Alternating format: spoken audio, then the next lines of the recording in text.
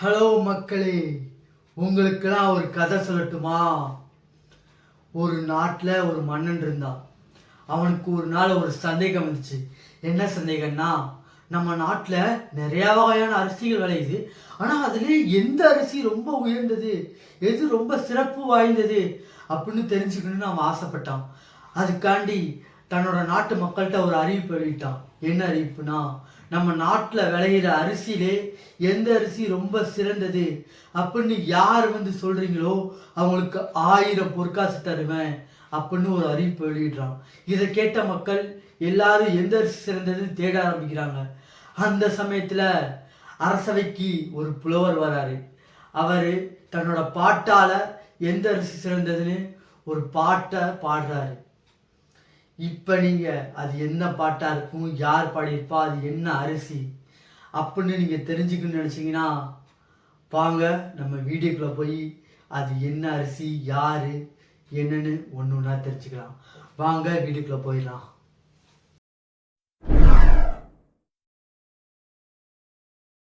அந்த புலவர் பாட்டு பாட ஆரம்பிக்கிறாரு. அது என்ன பாட்டுனா, சீரகச்சம் பாவரிசி தின்னச் சுவையாகும் பேரகத்து வாதமெல்லாம் பெருங்கான் வாருலகில் உண்ட உடனே பசியும் உண்டாகும் பொய்யளவோ வருண்டரை பூங்குழலே வாழ்த்து அப்படின்னு சொல்லி இந்த பாட்டை முடிக்கிறாரு.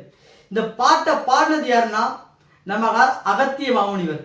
அவர் இந்த பாட்டுல என்ன சொல்ல வர்றாருன்னா, இந்த அரிசியை நீங்க சாப்பிட்டீங்கன்னா சாப்பிட சாப்பிட ரொம்ப சுவையா ரொம்ப நறுமணமா இருக்கும்.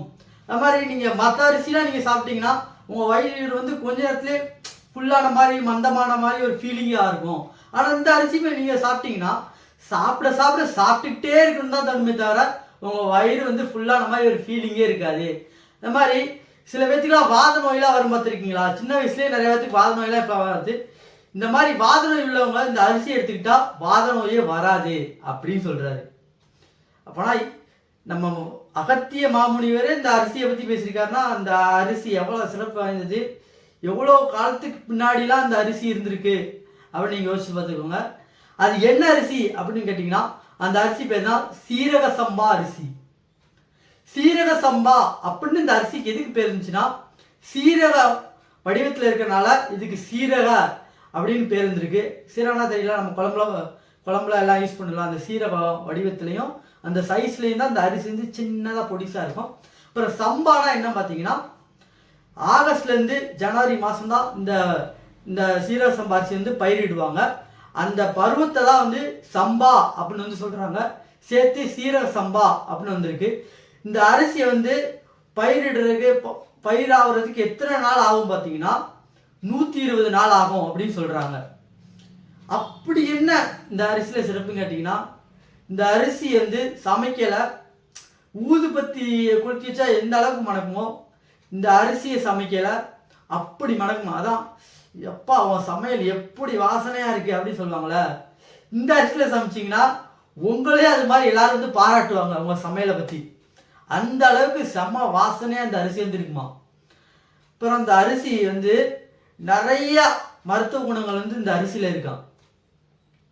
இந்தியாவில் இந்த சீரக சம்பா அரிசியை பல இடத்துல பயிரிடுறாங்க. ஆனால் இந்த சீரக சம்பா அரிசி எங்கேருந்து வந்துச்சு அப்படின்னு பார்த்தீங்கன்னா, நம்ம தமிழ்நாட்டில் இருந்தால் இந்த சீரக சம்பா அரிசி இருந்திருக்கு. இந்த சீரக சம்பா அரிசி இது மட்டும் சிறப்பு இல்லைங்க, அதில் நிறையா மருத்துவ குணங்கள் அந்த அரிசியில் நிறைஞ்சிருக்கு. அப்புறமா இந்த சீரக சம்பா அரிசியை தமிழ்நாட்டில் எங்கெங்கெல்லாம் பயிரிடுறாங்க அப்படின்னு பார்த்தீங்கன்னா, நாகப்பட்டினத்தில்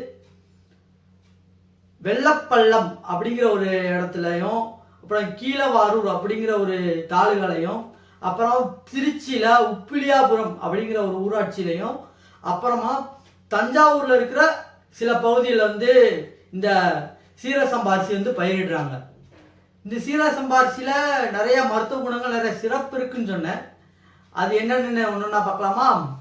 முதல்ல இதுல செலினியம் அப்படிங்கிற ஒரு சத்து இருக்கு. இந்த செலினியம் அந்த சத்து எதுக்கு யூஸ் ஆகுதுன்னா, பெருங்குடல் அப்புறம் குடல் இருக்கு பார்த்தீங்களா, அது புற்றுநோய் வராமல் தடுக்கிறதுக்கு இந்த செலினியம் சத்து ரொம்ப உதவுதாங்க.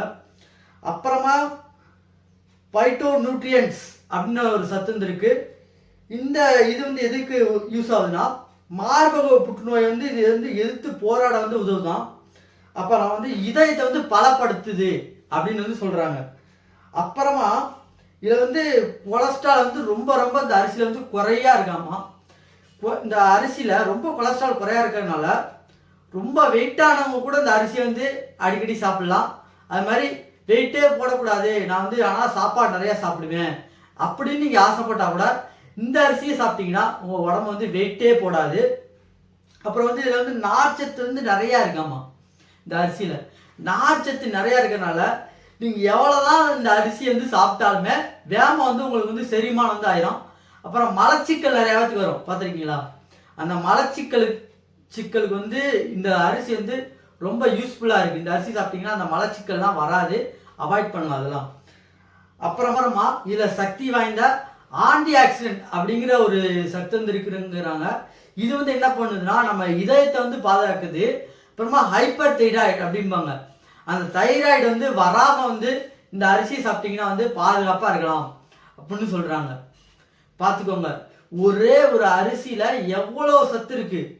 இந்த அரிசியோட ரேட் என்னமோ அதிகம்தான், ஆனால் இந்த அரிசி நீங்கள் சாப்பிட்டீங்கன்னா உங்களுக்கு வந்து மெடிக்கல் எக்ஸ்பென்சிவ் அப்படிம்பாங்க, அந்த மெடிக்கல் எக்ஸ்பென்சிவை உங்களால் ரொம்ப குறைக்க முடியும்,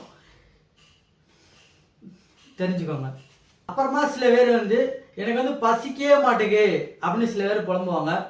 அவங்க வந்து இந்த அரிசியை வந்து ஒரு வேளைனால எடுத்துக்கிட்டிங்கன்னா உங்களுக்கு வந்து இது வந்து அடிக்கடி வந்து பசியை தூண்டும். அதனால் நீங்கள் வந்து நல்லா சாப்பிட்லாம், உங்கள் உடம்புக்கு வந்து எந்த நோயும் வராது அப்படின்னு சொல்கிறாங்க.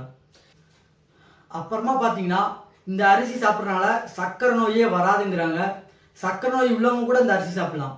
உங்களுக்கு தெரியும், சர்க்கரை நோய் இருக்கிறவங்க வந்து மேக்சிமம் வந்து அரிசி சம்மந்தப்பட்ட உணவை எடுத்துக்க மாட்டாங்க. ஆனால் நீங்கள் வந்து இந்த சீரக சம்பா அரிசி வந்து சர்க்கரை நோய் இருந்தால் கூட உங்கள் உணவில் வந்து சேர்த்துக்கலாம் அப்படின்னு சொல்கிறாங்க. அவ்வளோ மருத்துவ குணம் வாய்ந்தது இந்த அரிசி. அதனால தான் இந்த அரிசி வந்து இவ்வளோ சிறப்பும் இவ்வளோ மருத்துவ குணமும் இருக்கிறனால தான் நம்ம அகத்திய மாமுனிவரே இந்த அரிசியை பற்றி பெருமையாக படிக்காரு அப்படின்னு நான் நினைக்கிறேன். இதை பற்றி நீங்கள் என்ன நினைக்கிறீங்கன்னு கட்டாயமாக கமெண்ட் சொல்லுங்கள். இந்த சீரக சம்பா அரிசியை பற்றி வேறு என்ன எனக்கு தெரியாத விஷயம் இருக்குது, உங்களுக்கு தெரிஞ்ச விஷயம், அதையும் கட்டாயமாக கமெண்ட்ஸ் சொல்லுங்கள்.